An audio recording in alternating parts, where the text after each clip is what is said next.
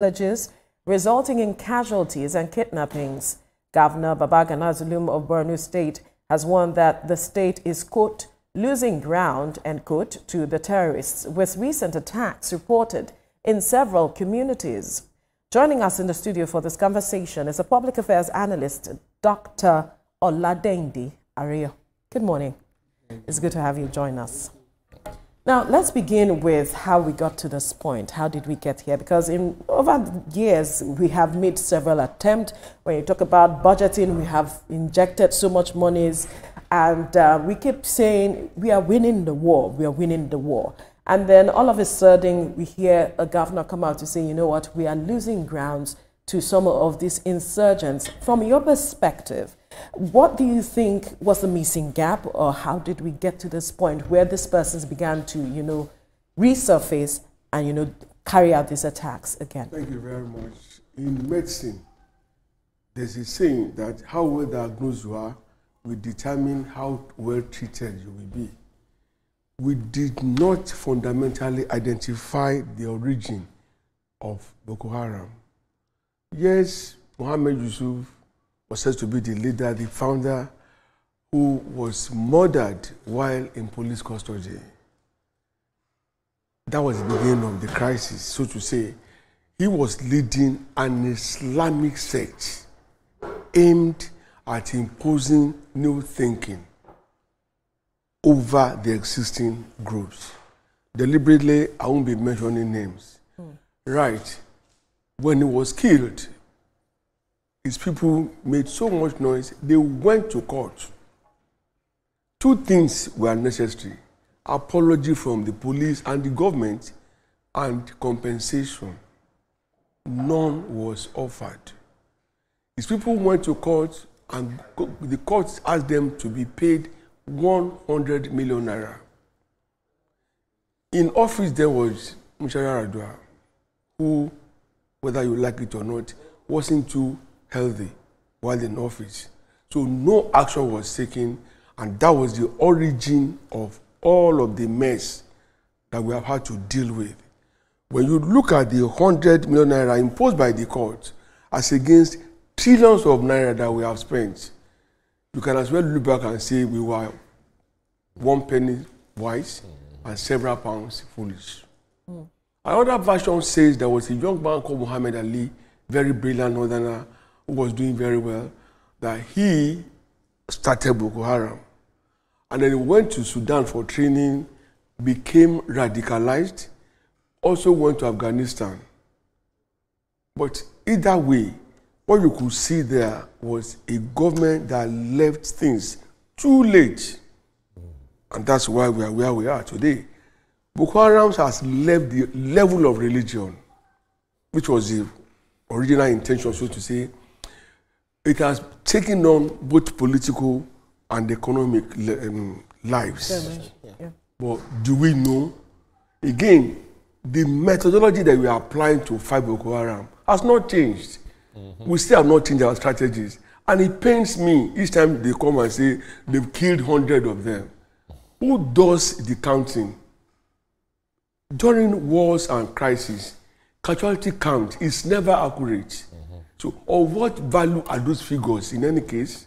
And in which way have they helped us to either win the war or get them suppressed? No. Unfortunately, we've allowed mindless information mismanagement.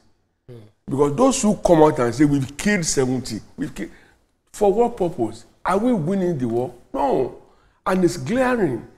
Again, new words came into our lexicon. We started talking about bandits, kidnappers, armed robbers, cattle rustlers. All of these people are one and the same. They are all terrorists. Because if you wanted me to convert to your faith, and you have to kill my wife or my father, how do you think I will easily follow you? So, for not doing the right thing at the right time, that's why we are where we are. All right, let us just give this thing some context, because maybe some viewers do not understand the enormity of what we're discussing. As in 2018, the Musa Yaradua Foundation gave us the statistics. They said 1,639 violent attacks were carried out by Boko Haram, 14,436 fatalities, 6,051. It's all in thousands, and they are not sounding good. So when we are talking about Boko Haram, we are talking about massive destruction of lives and properties. How do you think the Nigerian government should approach solving this? Because I keep hearing things like war, war, war. I don't see it as a war. It's an insurgency. And when we're talking about war, it gives the connotation that there's this army there and this army here. Is that the way to win this thing? It's all about semantics. Misappropriation, theft, privilege. They're all one and the same thing. Stealing. Whether insurgency or whatever anybody may want to call it, it's a war. We didn't expend so much money on the civil war that we had much earlier. Don't forget that had a direct foreign content known to everybody. But in this case, the seriousness required is missing. The report that you are reading is all over the space and nobody will claim not to know. You may not have the specifics, but nobody will deny that Boko Haram, they've done so much to destroy homes, lives, and wasted lives. But the question is, are we approaching the issues appropriately? No. When you are fighting, we're no longer in the era of a man-to-man combat. No. Unfortunately, Nigeria has refused, either deliberately or otherwise, to deploy technology, appropriate technology that will have helped us. Today, as I'm seated there, if certain country wants to get me without touching him or her, they will, without coming anywhere here. And these technologies are available. But why are we not benefiting from them? We can't be using the tactics of 1960 to confront problems of the 2020s. It's not possible. Again, the coming of drones, AI, and all that have made warfare a different argument. You need less of human beings. These machines will do more. Fine, fatalities will not be in terms of human beings. Maybe losses in terms of equipment. But for us, it's been the same. And very painfully, the line methodology introduced by Lai Mohammed as information minister is still being carried on. You remember he told us at the time that we have annihilated Boko Haram. You know that word annihilate means totally. They are gone completely. No, I think at the point he also said we've technically defeated them. When you say technically, are you talking to children? Yes, I am. You are addressing a country of 220 million intelligent, cerebral people. That's right. So if you look at UNDP's report of 2023, it said that when they interviewed 63% of Boko Haram members, they said they joined due to economic necessity, not ideology. And then Boko Haram has long exploited this, poverty, unemployment, and disenfranchisement. And with the rising case of food crises and all of that, do you feel that if we do not tackle the problem, the scourge of poverty and economic, dependency, of some of these people, we may not be able to eradicate Boko Haram? The connection between poverty, mass poverty, and availability of resources, manpower now for terrorism is so tight that it cannot be easily broken. Now, we have now become victims of food insecurity because farmers can no longer farm. On another level, all the gold mining going on in Safara today were a grand part of Boko Haram that emerged much later. Until the media broke it out, everybody was playing as if they didn't know, which is where I also fought all of us in the media. Why? Because we were whispering instead of shouting and screaming until lately. If you know the volume of gold that leaves Samara every day for some foreign countries, you'll be amazed that we will have been losing more money, making more than what we get from crude oil. But the pretense and all of that. Now, for as long as people are hungry, they will want to survive. So if I'm hungry and you offer me a token, look, let your son or join our group, I won't think twice. That's how it is. And unfortunately, governance has not been taking care of the people's They've not been meeting their needs. To that extent, they will not listen to government. Again, as it is now, little money means a lot to the poor people. Yeah. Which you and I can say, no, I'm too much for this. But they will collect it. Again, the use of ideology by telling them that, look, if you die in this war, we are going to Al-Jannah, and there will be so many virgins waiting for you. We are talking to ill-trained, illiterate, some not even skilled at all. Tell them anything, they will believe, and they run with it. So it becomes a double jeopardy. They are hungry, then they were also indoctrinated. So for you to redeem such a person and bring him back to the path of sanity, you must meet his hunger need. Now, I've read the story of people staying in IDP camps. We are not the first to face this kind of problem.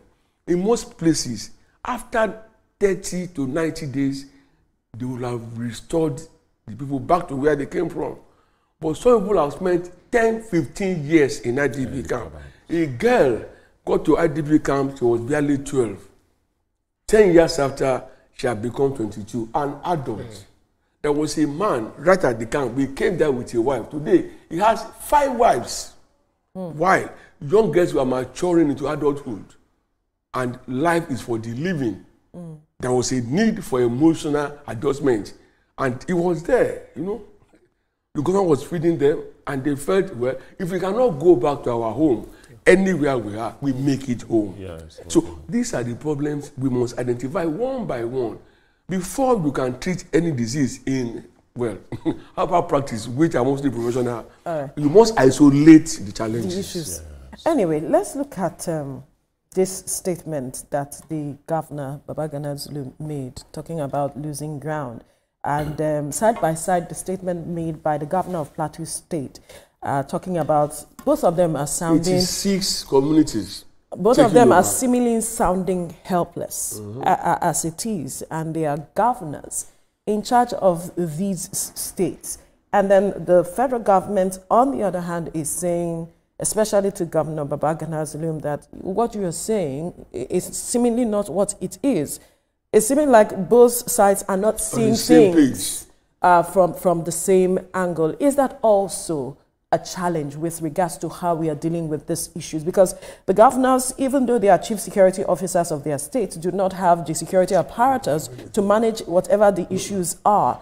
And if they are not able to handle that, what do they do? If government is not, the federal government who is in charge is not seeing things from their perspective, how do they deal with these issues? The former Benue State governor, I can't really recall his name, he had a similar problem, and he was shouting, letting Abuja know at that time when it was Buhari's government. But they ignored him until things got to a head. Borno has been relatively peaceful. So much that Babagana had done so much as governor. You and I know that the identity of a chief security officer is just a garment that does not even cover anything. Because if you call me CEO of TVC, for instance, and I cannot bring anybody to come and work here or sack, then you are deceiving me. We've said that this thing should be recognized. And that's why when they said the state police, yes, some of us who were against it before, we said perhaps it may help. Almost 1 year that this has been brought forth, nothing has been done about it. Will it resolve the issue? Yeah. If we have state police and the governor is the authority, the one on whose table the box ends, activity will be a lot faster. Action and reaction will be a lot faster. Because if he gets to know that, okay, they are coming to a community nearby, he knows what to do. If you call the head of his police and tell them, look, this is what I have to know, and then they will move. We also spoke of local government police because it's all about being upfront, okay, ahead of the attacker. Not only that, the issue of intelligence gathering is still not what it should be. We're not getting it right. Sometimes they will write that they are coming. They will send emissaries that they are coming, and they will still come. They had that audacity. Why? They know that the governor, before he will write to Abuja, get a feedback, or maybe make a phone call, it will take time. So they utilize that laxity of connection and coordination between the states and the federal government. I was shocked when the governor of Plateau admitted publicly that 86 communities in the state have been taken over. I may not know the size of 86 communities, but it cannot be any less than 1/3 of his state. And he's sitting there as governor with a budget meant to be spent covering the entire state, whereas a bit of it has been taken away. So we have to go back to the drawing board. Government, if they have to have a unit in the army or the police in Abuja that will directly liaise with the state governors, especially on the issue of terrorism. Let's stop talking about headers, kidnappers, all of them. They do the same thing. They kill, they destroy. Yeah. So put them together in one basket, and in dealing with them, you make use of the same policy and strategy, not now running around as if we are dumb and we don't know what to do. That's right. Specifically, we've spent a lot of money on this. We're not getting anywhere. If you know how much we have spent, you will be shocked. Money that would have been used to build infrastructures, roads, schools, accommodation, health, and all of that. Health. Yeah, I had the privilege of traveling to Borno State for a project, and I was very surprised to see the number of foreigners there. Whites everywhere, you know, Maiduguri itself was bubbling as if nothing is happening outside the city. And this was right at the peak of the Boko Haram attacks. You know, it took a lot for me to agree to to go there in the first place. And I went there, and the scenario was completely different from what I expected. This resurgence of Boko Haram, how do you think the international community, world bodies, ECOWAS, United Nations, and the rest can step in? And they step in. The Yoruba side is saying that Omotoba Shikpa Onomangbe, before you want to carry a baby, the baby has to raise off the arms, indicating carry me. Have we admitted that we are no longer able to win this war? It's important. That's a very strong point. We must admit that, having done all that we can do, having come this far, we are raising up. In boxing, when the beating gets very tough, okay, what do? You raise your hands, and then the man managing the bout will stop before you get knocked off. The way we are now is in a terrible situation. I was in Guzo. It was a high risk for me.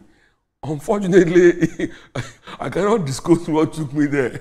Because when somebody was getting married and he invited us all the way from Lagos, and we got to Guzo, hoping that, those of us who said we are looking for outside girls to marry, we will get them in Guzo.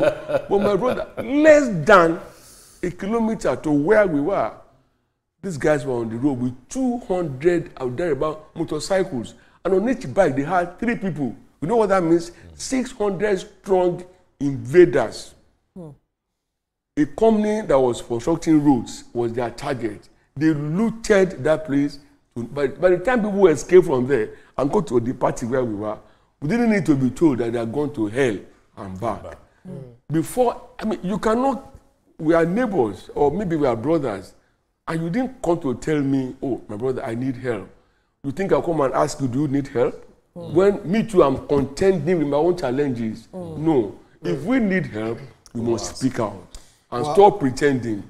Well, if you look at what General Stanley McChrystal says, he said that you cannot bomb ideology out of existence, because you made allusion to ideological, movement by these people. But in your view, are we helpless? Because I'm wondering, is Nigeria's counterinsurgency doctrine still stuck in military-first paradigm?